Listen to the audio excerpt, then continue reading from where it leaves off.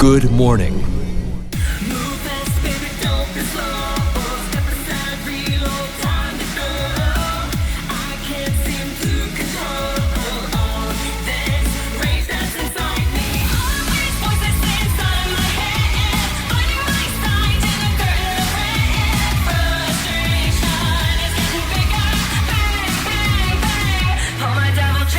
Hey, what's up good people, it's YellowMotion here and welcome to a very special Devil May Cry 5 video. I recently had the great opportunity to interview composer and producer Casey Edwards from the immense well-known track Devil Trigger, Nero's battle theme from Devil May Cry 5. And we talked quite a lot about the track, on how it was established and produced, how long it took to make it, and what went on behind the scenes. That and much more have been answered and discussed by Casey. So before we start guys, please make sure to like this video and subscribe to my channel with the notification bell turned on to keep up to date with more DMC5 content. Alright, great, let's get right into it. Casey, first of all, thanks a lot for taking the time to do this interview with me, as it's an honor to have you here and talk about your immense, well-known hype track called Devil Trigger for Devil May Cry 5. So yeah, welcome man. Hey man, thank you so much. I'm really excited to actually talk to you about this too, because man, first and foremost, before I was even asked to work on Devil May Cry, I was a fan. So this is exciting for me to be on this end of the project. Yeah, that is really great. I can imagine that if you're a fan of something and you certainly are part of it, it becomes even better to work on it. So first of all, Casey, could you tell us a bit more about yourself, how you got into the industry, what kind of projects you have worked on over the years, and how you eventually got involved with Capcom to create Nero's battle theme, and how you pretty much came up with the track Devil Trigger? Sure, it might sound a little unconventional, but I guess we can start, as far back as, we'll say, middle school. I started playing in band. I played trumpet. That was my introduction to playing music. I ditched that in high school for playing guitar, as any angsty teen might do. Yeah. Got really into metal and punk, and then I started discovering bands like Dream Theater and Symphony X, and I got really into progressive metal and learning how to play guitar technically well. And it also introduced me to things like music theory and the nerdy part of music. And then by the end of high school, I started getting really affected by orchestral and cinematic music. And that's when I decided to go to college for music. I actually went to college and I got a traditional degree in music theory and composition. And this school wasn't really a school that taught technology. This was pencil, paper, and piano studying and composition. It was very, very classical in nature. Okay. Which is the furthest away from Devil Trigger you can possibly get. Yeah, exactly. But at the same time that I was being taught how to be a better musician and how to be a better composer, I was teaching myself still how to be a better producer and how to be a better guitar player, how to be a better synth programmer, how to write music for film and TV and video games. I was doing that homework on my own. So yeah, fast forward a little bit later, I graduated college, and then I started being introduced to YouTubers. That's actually how I got my start. I started working with companies like Corridor Digital and Rocket Jump and a few other guys. And by the time that I got introduced to them, they had already made a pretty good name for themselves. And they were working directly with game companies, people like Ubisoft and EA and PUBG, and working on games like Assassin's Creed and Far Cry. And yeah, so I got to write a whole bunch of music for The Division. I didn't use any of the themes that the video game composer used, but I definitely borrowed the same kind of sound. I didn't want people to be taken away too far from the universe that he had set up. And that was really fun to do. And then I started working with Mick Gordon. If people not familiar with that name, he's the guy who's most popular for Killer Instinct Season 1 and Season 2. He did Wolfenstein, Doom. I mean, the guy is insanely good at what he does. And I met him because Allie, who did the main vocals on Devil Trigger, she got her first video game job doing vocals for Killer Instinct. So she got really popular with doing stuff for Orchid and Maya and those kind of themes. And through that, I started working with Mick once he found out I knew how to do a couple of things, and I helped him out. And I got to write a little bit on Wolfenstein: The Old Blood. I got to help out on a couple other projects, and it really taught me how to be a better producer, a better game composer. And so after, working on projects like that, a couple years later, I finally got the offer to do something on my own, which happened to be Devil May Cry. I see, so you pretty much gained a lot of experience from the previous projects and works you did. And when the opportunity came with Devil May Cry 5, that was like your really first project that you had fully control and creative freedom to produce something on your own, right? I'd say it's the first one where the responsibility fell solely on myself, because when I was working with other people, it's like you still have to carry your weight, you still have to do a good job, you still have to be a professional, but at the end of the day, it's their name that is going to be the ones who get in trouble if something bad happens, you know? So it's kind of a good way to start out, because they can kind of, and I don't want to say protect you in that way, but they kind of help you learn in a safer environment, you know? You don't have the weight of all that burden and responsibility on just yourself. Yeah, that is really interesting to hear, from where you have started and pretty much have climbed your way up into other projects. And I'm sure by now that everybody knows you straight up from Devil Trigger, because that's really your highlight right there. So how did it all start when you were reached out by Capcom to create Nero's battle theme? And what were the guidelines that you had to take into account when creating the track? That you had much creative freedom? Sure. Well, I think it's cool to think about how long ago they asked me to do this. To start off that, they asked me back in February of 2017. Games take quite a while to make, and they really want to make sure everything is as good as it can be. So I was asked back then, and basically how the conversation started was they definitely started out with, we want to do Nero's battle track. That's what you're being assigned to do. Yep. And they didn't really limit me creatively. Honestly, there was almost no notes involved. They seemed pretty happy. I wrote the track pretty quick. It took me about 2 weeks to get everything done. Okay. But they definitely had guiding notes. Mainly things like we wanted to be pop. We wanted to be upbeat. You know, those were kind of the musical directions. It's kind of vague, but it's enough to give you a start. And then they started giving me Nero characteristics. Like, he's young, he's reckless, he's kind of brash, crass. You know, he doesn't really think about everything he does before he does it. Yes, yeah, exactly. Yeah. So those were the things that they gave me, and they let me run with that. And the song kind of just formed from mainly my past experience playing Devil May Cry 1 and 2 when I was a teenager. I remember the Devil Trigger mechanic being a part of those games, and how much I thought it was such a cool thing that you could just like summon this demon power within and start kicking ass, and I thought that was so cool. So that's really how I leaned into that, even though at this point in the series, as far as we know, Nero has never really had, you know, a full Devil Trigger or anything. We've only had glimpses into what he was capable. And at the time, I will say I had absolutely no idea what the storyline was when I came up with these lyrics.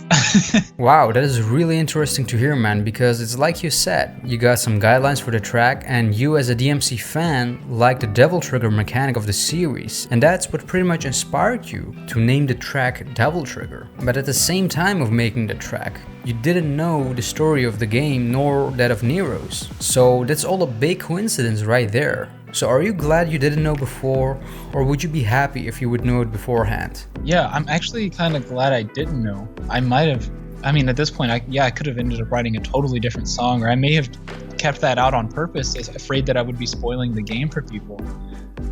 It's crazy to think how many coincidences could have led to a totally different song. Yeah, for sure. It's more than a coincidence, and I think that many fans can agree with me that the same also applies to the other themes of the characters, where each one of them have sort of a special meaning towards the character and their story for the game. Yeah, I think that's great. But now, since the game has come out and people played it, they are more than convinced now that each track has a more in-depth meaning. And it's good to hear from you that it actually isn't the case. Yeah, I see people post a lot of stuff on Reddit. The Devil May Cry subreddit is a great hub for DMC-related conversations. And yes. I see things all the time like, oh, you know, Devil Trigger is just a big Devil May Cry lore dump for Nero. And they'll give out all their explanations with the lyrics. And yes. You know, I actually really like it. I don't really want to go in there and be like, actually, you know, I had no idea. You're looking into it too much. I don't want to be that person, because I love the fact that people can take these lyrics and make it their own. They can relate to it in however way that they want to. And I think that's really cool.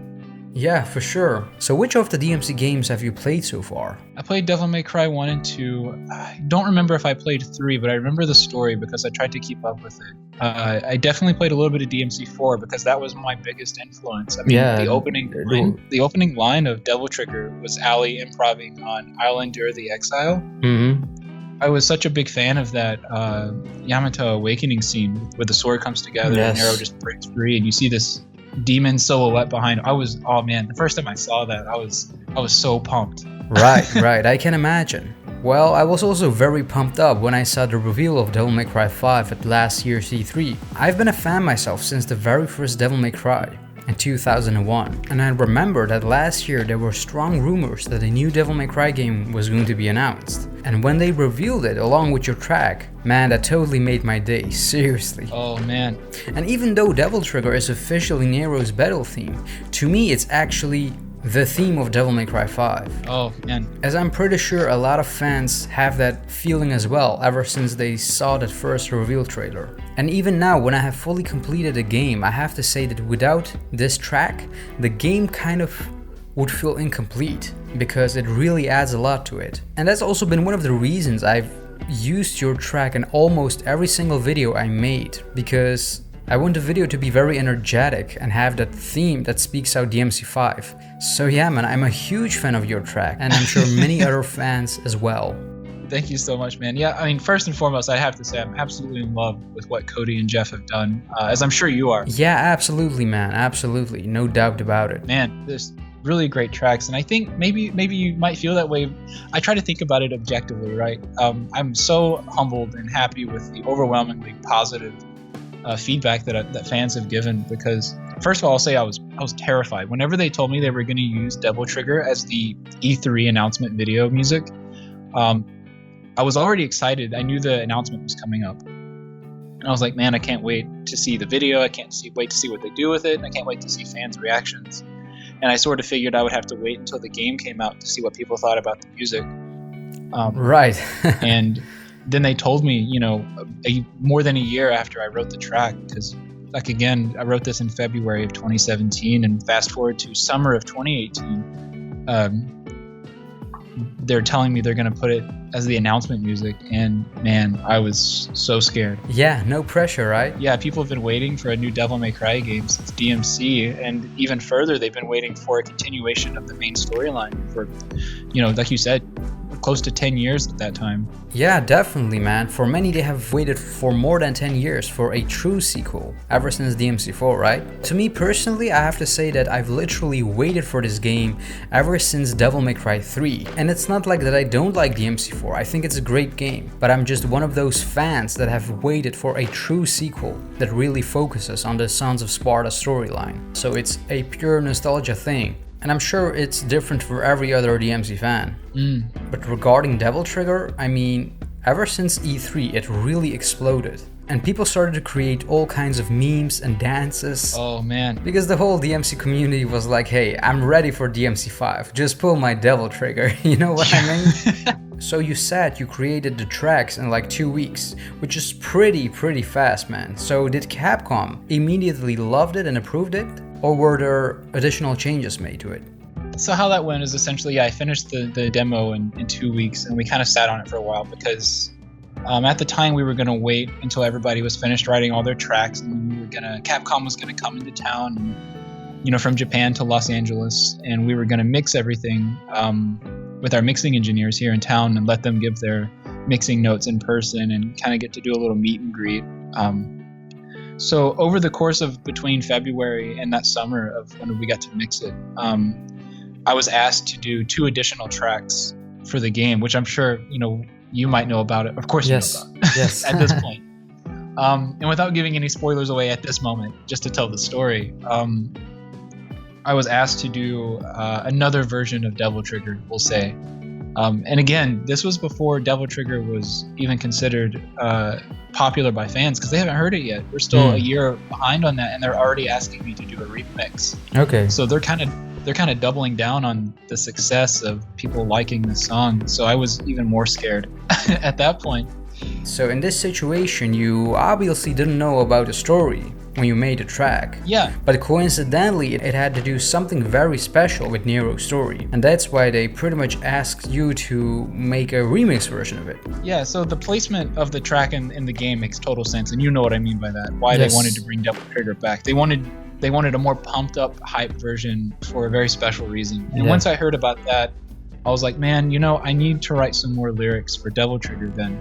And that's how the Silver Bullet chorus got introduced into Devil Trigger. I wanted something that worked both for the remix, and I wanted something that worked for Devil Trigger.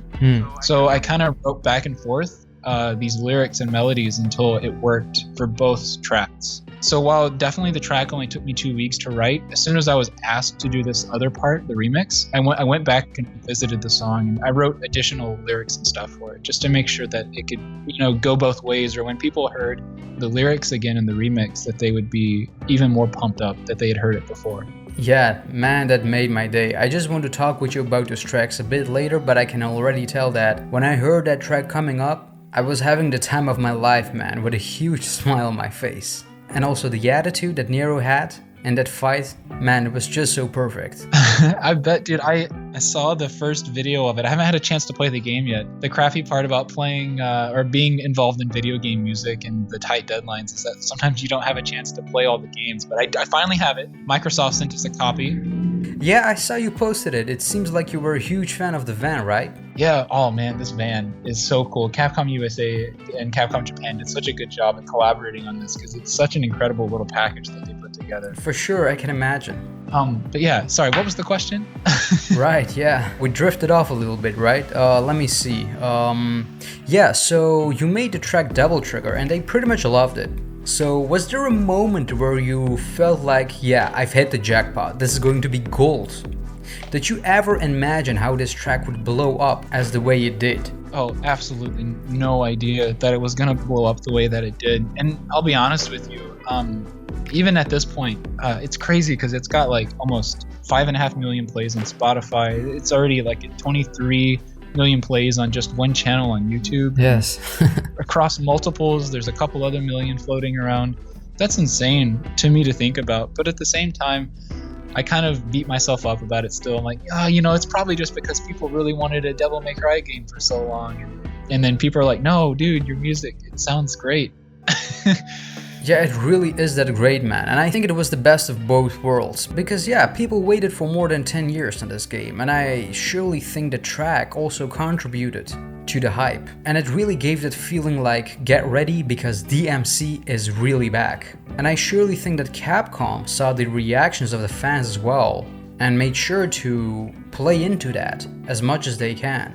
Because after all, the whole team has worked on this game for so many years and they try to deliver the best product they can. And with that, they can't wait until we get our hands on it. And I surely think the proof is in the pudding because the majority of the trailers that are released by Capcom, they pretty much all include Devil Trigger one way or another, unless it's specific to a character for V or Dante. And that already tells like how much everybody loves this track.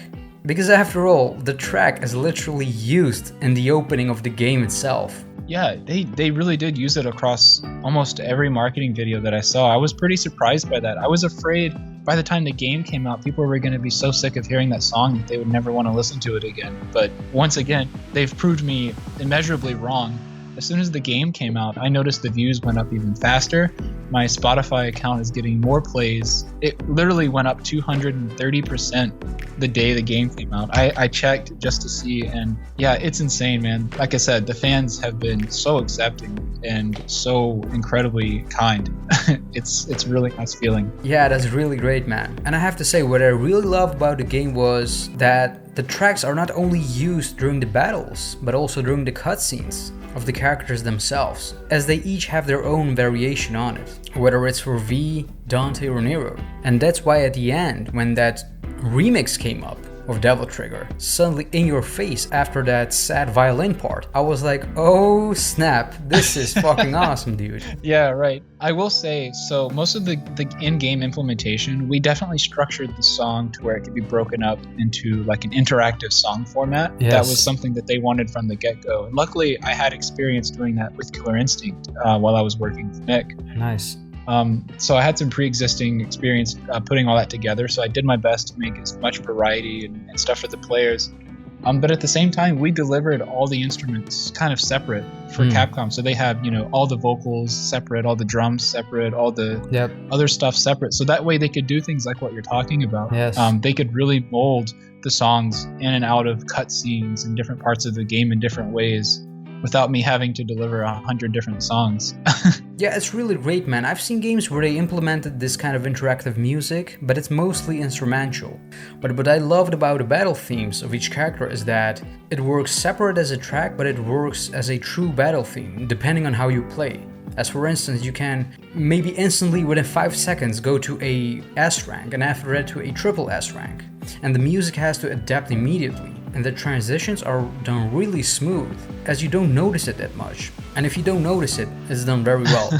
Yeah, there's all kinds of little tricks you can do, but I remember after I finished the song, I wrote, a handful of transitional materials just so that way we could go between, all the ranks without it feeling too jarring. Yeah. So with the track Devil Trigger, you also have the music video. So could you tell me a bit on what went behind the scenes and how it all pretty much came together and what your role in the project was? Yeah, so that was sort of a thing we did I'd say about 2 months before the E3 announcement. They wanted us to put together a music video. That was totally a Capcom decision. I definitely never thought about it. I'd never made a music video before. I was, again, terrified to do something outside of my comfort zone a little bit. But luckily, I put together a really good team of people to help me out. I pitched them my ideas. One of my favorite ideas was when Allie has the neon paint on her body and her arms. That was our biggest homage to Devil May Cry. I was thinking, I loved the neon sign. When I was younger, that was one of the things I thought was so cool. I don't know why, but I thought the neon sign was cool. So I was like, let's involve neon somehow. How can we do that? So I thought about, let's paint your right arm. Was it right? Yes, it's the right arm. Yeah, so we made sure to paint her right arm in the neon paint to sort of pay homage to Nero. And then as the music video went on, we wanted to spread it across of her as if the demon was actually spreading as an infection, per se.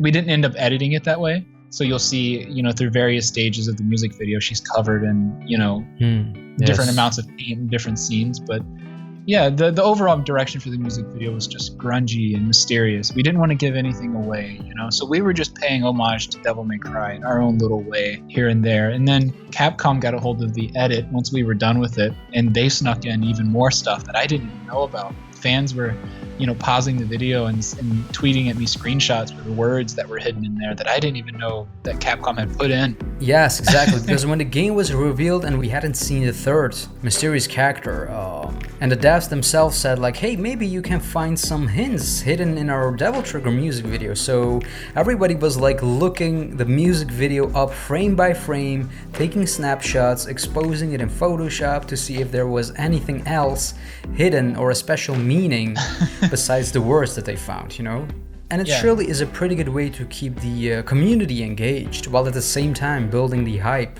when the game comes out. So when I think of it, did you know also about the third playable character, or was that a complete secret for you as well? Yeah, at that point we did know a little bit more about the video game, because when I was asked to do Nero's theme, I didn't know anything about the game other than that I was representing Nero as a character musically. But then when they asked me to do the 2 additional tracks, it was kind of hard not to tell me what was going on. All right, I see. So it was more like, hey, can you already work on a alternative remix, a more hyped up version of this track? Yeah. For special purposes towards the end of the game. So wasn't that the moment where they also said like what would happen with Nero towards the story? Yeah, so they introduced it to me in 2 parts. Again, spoiler alert, for anybody that doesn't want to know this, you've probably already heard too much anyways. So yeah, at first they were like, Dante versus Virgil. This is happening again. We're doing it. And I'm like, sick. And the old me who got to play DMC 1 and 2, I finally get a chance to represent Dante in some musical way. Nice. So I got to really dig into, I did both orchestral and metal mixed together with some really heavy metal like synth stuff, and it was really fun getting to write that. And then they were like, okay, after this takes place, it's basically going to be like Dante's not doing so well. And Nero basically steps in and says, sit down, old man, kind of thing. So that was their direction at the time. They wanted to be like, we want ultra hype, and we want to remix Devil Trigger whenever Nero steps in. So that was sort of how they introduced the idea to me. I can't wait to see it actually happen. I've seen a few cutscenes and I've seen a few like gameplay captures of people fighting, and I didn't watch all of it because I didn't want it to be completely ruined for me, even though I already know it's going to happen. And getting to see a few scenes, it gave me chills, even though I already knew it was going to happen. Experiencing it, it's like watching a movie for the second or third time. You know, it can still hit you. Right, yes. I think it was done very well, and I was actually really surprised when I heard the track, because the fight starts out pretty somber with this violin part, and then suddenly you literally, as Nero, pull your devil trigger, and Nero just says like this big fuck you. Man, that was great. And then the track starts to come up, and I was like, oh snap, what the hell is going on now? That whole battle was pure joy for me, because most of the time with final battles of the game is like this big bombastic thing, you know, epic, over the top, and there's nothing wrong with that, but for a minute I felt that the battle between Dante and Virgil was like this kind of end battle thing. But when you fight with Nero against Virgil, it's like the complete opposite, which is very great, I have to say. I didn't expect it to happen, but it was very great, and I loved it. Yeah, so I think that worked maybe because the contrast, you know, Dante's theme is kind of, I don't want to say a typical fight scene, but it's definitely more gloomy. It's definitely more, you know, heavy and not sad, but evil sounding.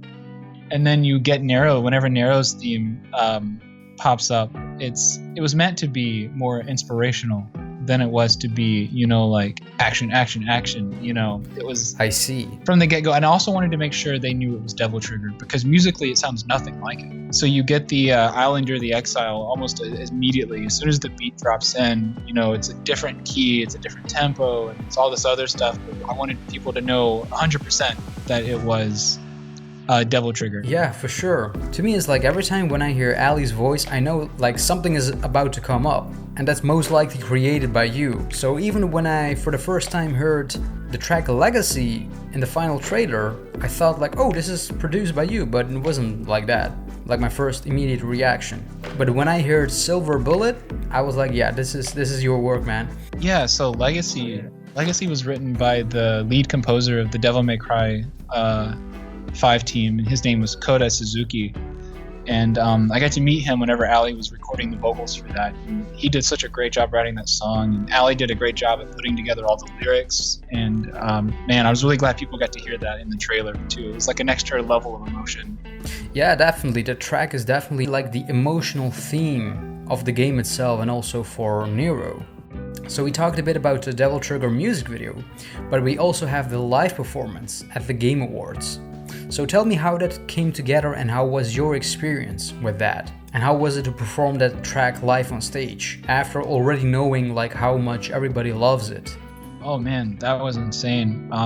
Jeff has worked so hard every year to put that together, and there's so many things that have to happen to make something come together like that. And you know, from the moment we recorded Devil Trigger, you know, in the summer and did all the mixing and everything in 2017, it was sort of mentioned in passing, like, would you ever want to, perform Devil Trigger live? I'm like, yeah, that sounds great. I used to perform live all the time. I would love to do that. It's like, cool, but there was no definite venue. There was no definite event. There was no definite anything. You know, it was just, would you like to? And then more than a year and a half later, the Game Awards are creeping up, and we were told that Jeff is considering it for the Game Awards. They just need to make sure everything's in place. You know, Capcom and them had to work out a few things, I imagine. And then about 2 to 3 weeks before the actual show, we got, okay, good, you're gonna let it happen. Let's do this. And I was like, oh shit. I got to put all this together as fast as possible. My main goal from the beginning was to have as much live on stage as possible. It sounds a lot different from the studio version, just because, you know, it's not studio produced. It's live guitar, live drums, live bass. And we did have some backing tracks, like Ali had some backing tracks, and we had some synthesizers still playing through, so it was still like the same track. But everything else on stage was live. Cliff and Ali were singing live. We were all playing live, and Some people loved it, some people weren't too crazy about it, but in the end of the day, man, I had so much fun being up there, and I hope the majority of the fans at least had fun watching that. Yeah, it was really great. I mean, how can you not enjoy it? Obviously, there's a difference between the studio recording and a live performance. Right. Dude, it was like really great. It was really fantastic. So, hey, I'm happy. And I surely think that the track itself is timeless, man. I think even 10 years later, when people will hear it, it will still sound great. I guess time will tell, huh? So let's say they brought you back on board for the MC6 and you had the chance to produce tracks of any of the characters. Which one would it be? Oh, man. Oh, first of all, of course, I would absolutely jump at the chance to be a part of anything related to Devil May Cry again. It was such a fun experience. It's such a unique universe. You know, you can do heavy metal and pop in the same place and people will accept it. I think that's so cool and so fun. But for who? Man. You know, I really have no idea. Like, for instance, Jeff and Rachel did such a great job with Crimson Cloud, and we didn't even know V was going to be in the game, you know, and it just happened to be a nice surprise that they got to experiment with a new character. So maybe that would be the most fun, getting to represent another new character. Yeah, definitely, man. The tracks for Dante and V, each one of them are so different yet so great. But at the same time, all of them, including Nero's, fit and DMC5. So what was your reaction when you first heard the tracks of Dante and that of V? And let's say you would have created them yourselves. Would you have taken the same approach or would it be completely different? I don't think it would be too far off from what they were already doing because, like I said, Capcom, while they weren't too heavy-handed in how we were able to do what we did, they definitely probably said, you know, I'm assuming, but I think I've heard Jeff say, you know, they didn't want pop, they didn't want rock, so they went some industrial, heavy, you know, how they wanted V to be represented. And I'm sure with Dante, they were like, hey, metal. Dante is metal. Yeah, I can imagine. Yeah, I would have written a metal track. And I think same goes for them. If they would have gotten the same brief as me, and they would have ended up writing a pop track, pretty much like how I did. It just, you know, they would have been subtly different in our own ways. So were you also inspired musically from the previous DMC games? Did you take those style of tracks into account, or did you completely start out fresh and didn't even want to think about it when creating Devil Trigger? So it started out as fresh only. I only wanted to forge ahead at that point. I wanted to see what I could come up with. And then as the tracks started to come together, I was like, cool, now it's time to start infusing some metal, some past DMC into this. And that's actually why Cliff, the male vocals in the beginning of the track, exist at all. Right, I see.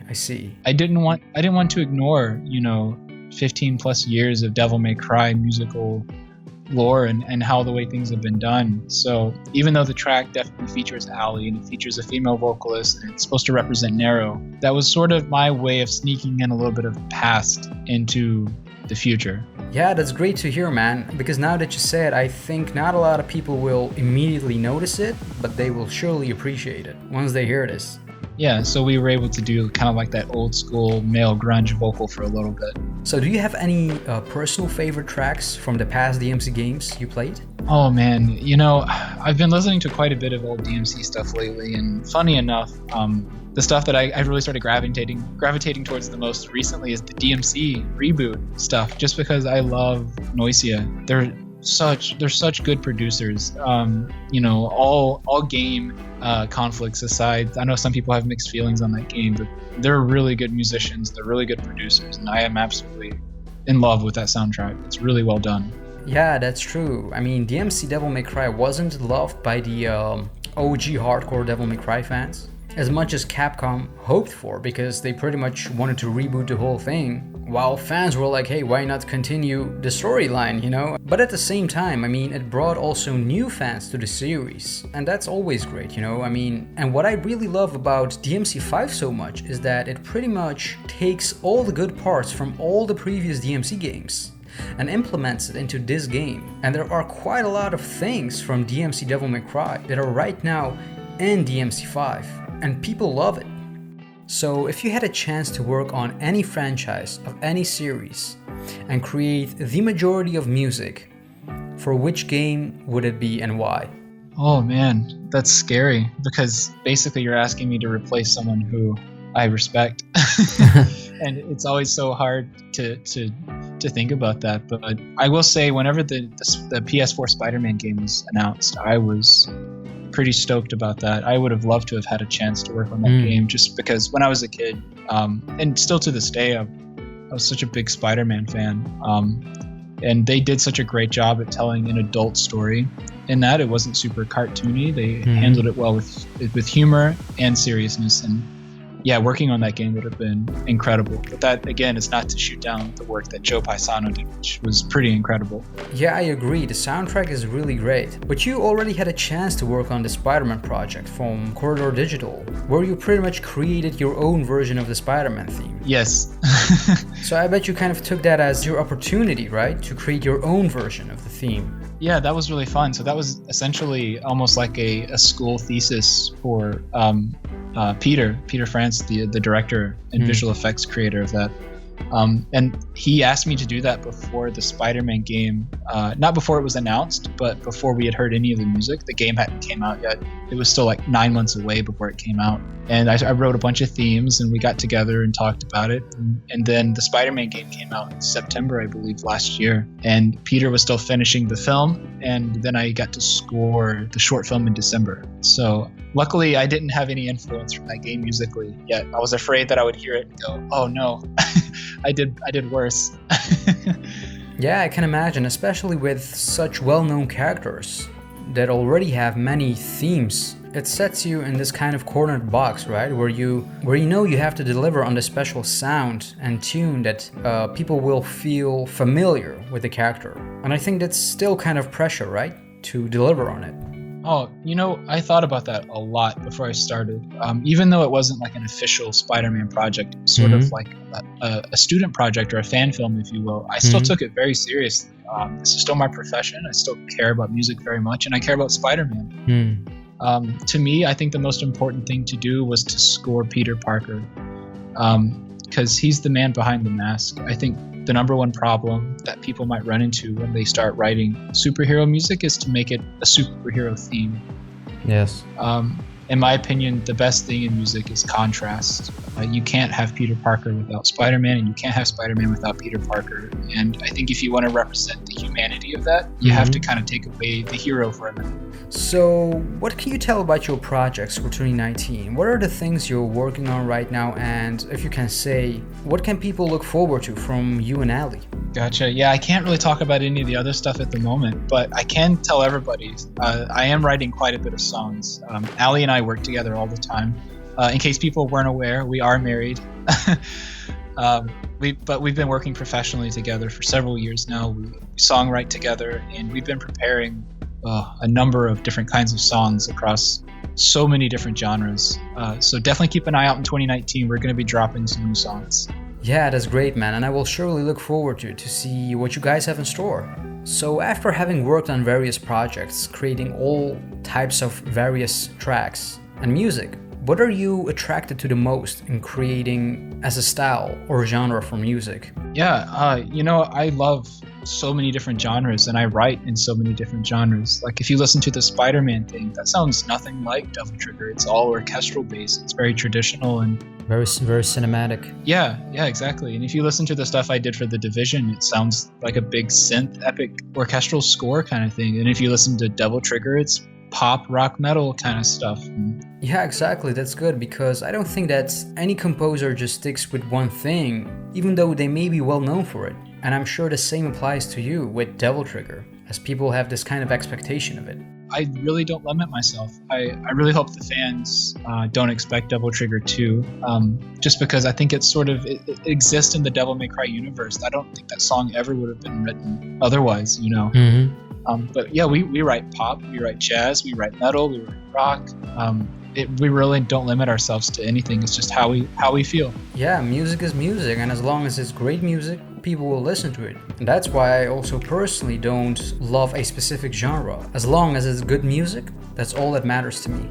Doesn't matter what a genre is. Yeah, exactly. So I'm sure that a lot of people are inspired by you and look up to you to one day become a composer and a producer as well. So what kind of pro tip can you say to someone who has already set his foot into the industry and is starting to do the jobs and pretty much navigating his way to build up his career?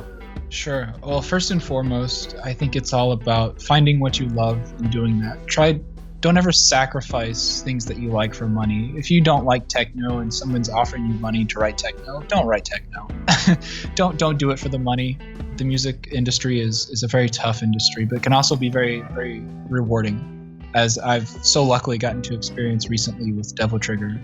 So yeah, find what you love, work really hard at it, and as soon as the opportunity presents itself, either to do it on your own or to help somebody else do it, take it. Just don't stop working, and I think you'll find exactly what you're looking for if you work hard enough.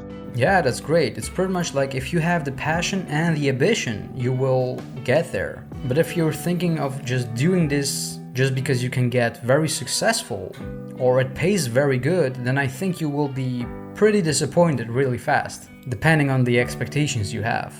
So Casey, my last question to you, and it's a very special one because I saved this at the end. Who is your favorite DMC character and why? Oh, well, come on. It has to be Nero now, right? Yeah. You know, growing up, it was definitely Dante, just because I had so many close ties to him, because that was my first DMC, and as most people's first DMC character to play. I got so attached to him. But then someone gave me the chance to represent Nero, and I can't shoot him down like that.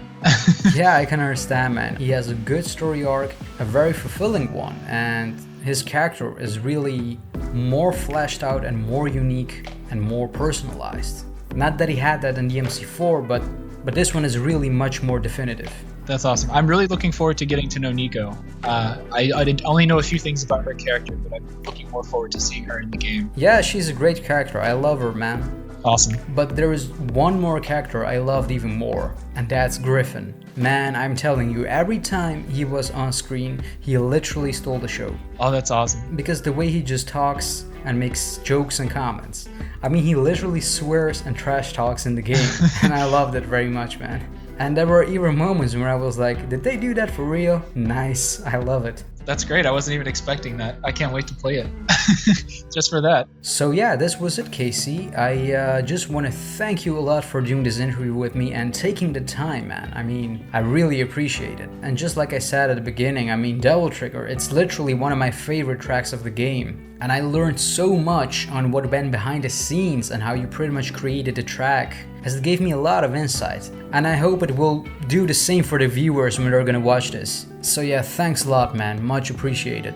Yeah, dude, thank you so much for being a Devil May Cry fan, and thanks for having me, dude. This was fun. The pleasure is mine. So yeah, it was nice chatting with you, Casey. Have a good one. Yeah, man, thanks a lot for having me. Have a good night, dude. And there you have it, guys. I hope you really enjoyed watching and listening to the interview as much as I did having a great talk with Casey. And I hope you guys appreciate and enjoyed as well and learned more about the creation of the track.